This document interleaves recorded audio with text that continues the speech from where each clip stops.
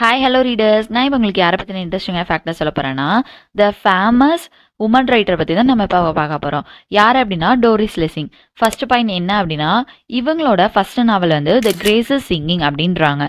Second point என்ன அப்படின்னா, she received Nobel prize in literature 2007 வந்து ரிசீவ் பண்ணியிருக்காங்க.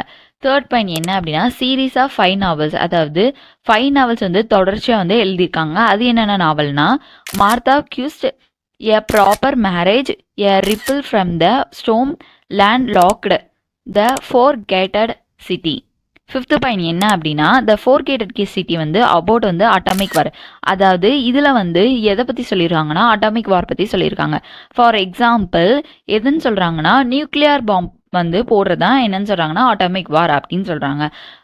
இது வந்து எங்கே நடந்திருக்குன்னா, ஹிரோஷிமா நாகசாகியில் வந்து இப்போ லாங் எகோ முன்னாடி நடந்தது தான் இது.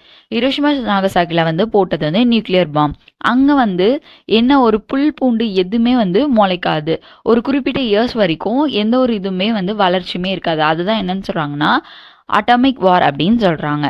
Thanks to all.